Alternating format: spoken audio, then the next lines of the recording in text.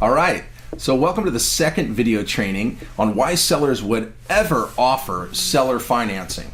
This opportunity currently to wrap your head around the concept of seller financing, maybe it's new to you.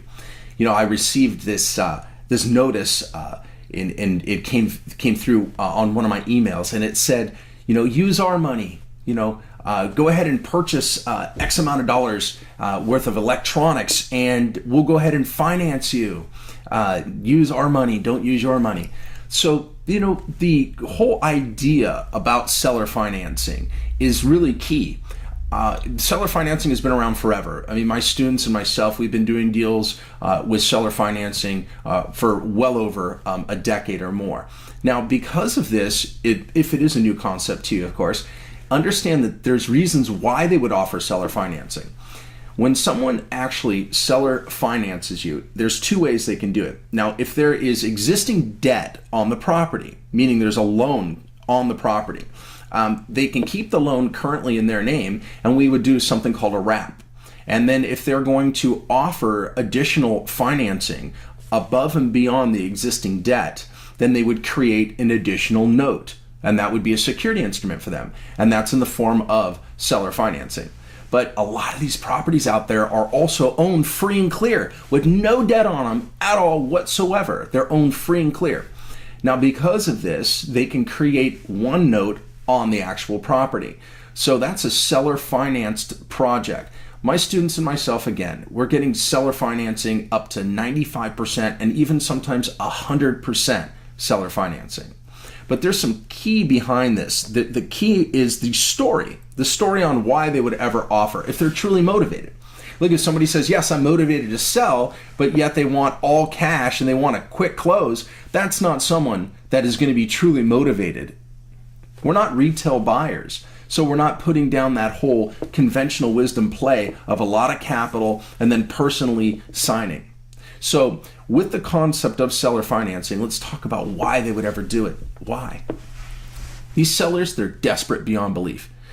One of the reasons is because they're falling a few payments behind. When folks fall a few payments behind, if they get to the third payment, that's called an NOD, a notice of default, which is also referred to as lis pendens, which literally stands for lawsuit pending. So the bank at this point has not received payments and they're foreclosing on the property. That's the sweet spot. It's called pre-foreclosure. We can locate these projects in pre-foreclosure, make up a few back payments, and acquire the property for just a few back payments. So if you had $1 million property, meaning the property is worth $1 million, and if they had, let's say, a 7% interest rate, even if all their expenses, taxes and insurance, their maintenance bills, all their expenses, let's just use a round number at $10,000, and they're 2 payments behind, if we're solving that problem and making up a couple of payments, you can get in on that property for as little as $20,000, but you don't need any of your own money for this type of transaction and strategies, because in future trainings, what I'd like to do is share with you exactly how you can plug into existing resources and also create your own. It's a lot easier than you think. There's folks out there that they buy with conventional wisdom. They're the ones that are putting down a lot of capital. So when you present an opportunity to them where there's 90 or 95% seller financing, so it only takes a little bit of skin, it's very easy to see these people surface and want to do business with you. Another reason that folks will offer seller financing is if they're behind on taxes. If they get hit with a hard tax bill, they're in a position where if they cannot negotiate out of that in any regard, then you need to be in that key position to recognize that opportunity, and we can get in there and we can solve that tax problem. And again, I mean, it's a lot less than putting down 10 or even 20% down payment. So seller financing is key when folks are either falling behind or back taxes. But what about just lack of overall effort? Statistics show that most individuals that buy these commercial properties become landlords. Maybe you're a landlord yourself, right? You're on Sunday, you run out and you got that apartment building, maybe a 10 or 12 unit down the street from your house. And then you go over there on Sundays and you mow the lawn and you're changing light bulbs and replacing screens, doing all the landlord stuff, that's something that we really want to get away from. We talked about this in the earlier training, swapping hours for dollars. That's something that you're not going to want to do. It's all about bringing in the professionals and letting them do what they do best. So if they're in a position where they have lack of overall effort, this could be a reason that they would want to liquidate the property. They become distressed. And because of that overall lack of effort, a lot of times there's lack of management on their behalf.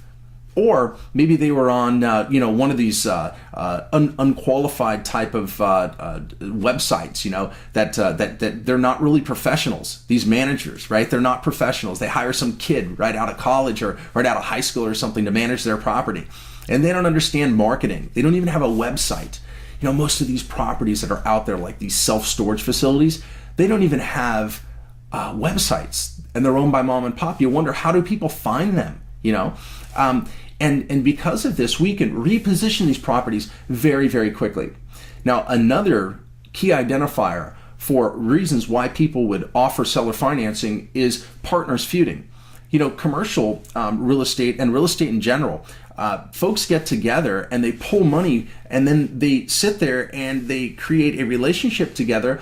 And then, of course, you have partners feuding because there's some people that do the work to make it happen. And again, they're violating my rule, which is not, they're landlording and we're not supposed to landlord. But then you got somebody else that obviously is not doing any work. And that causes resentment and tension. And there's a situation there.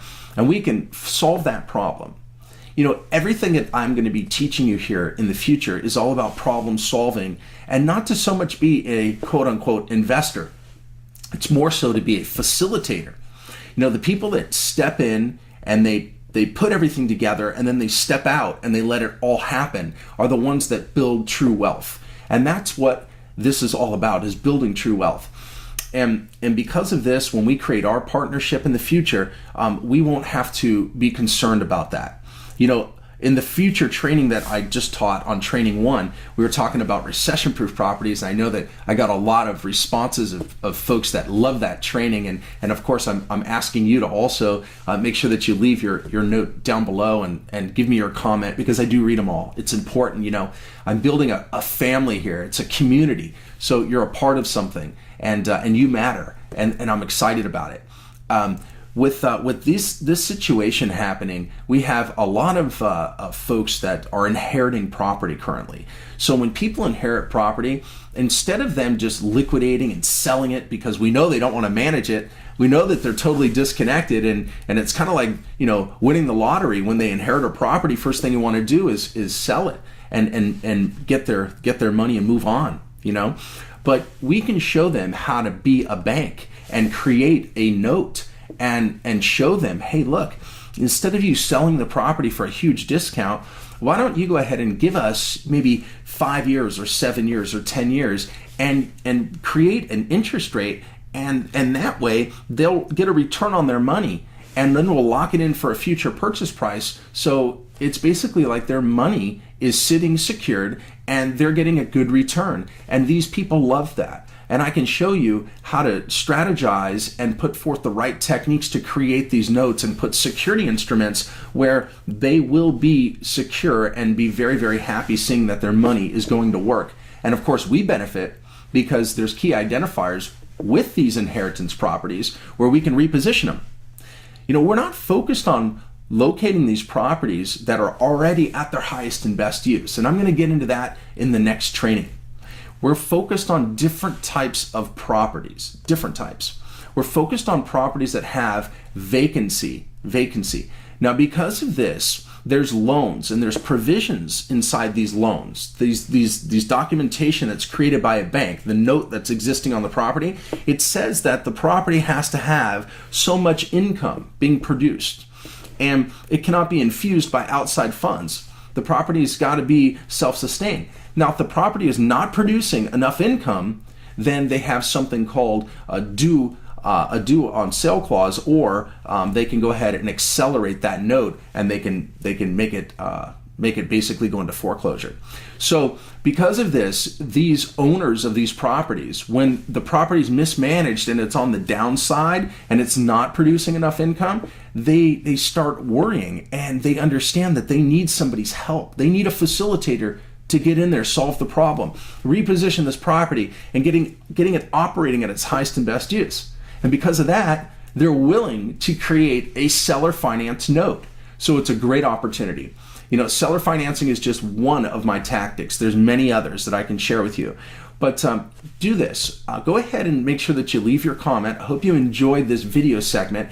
We have additional video, which is video number 3 that you'll be watching next. But I want you to take action and have an opportunity to join me on my future trainings. So when you have that opportunity, make sure that you do it. And I look forward to seeing you real soon.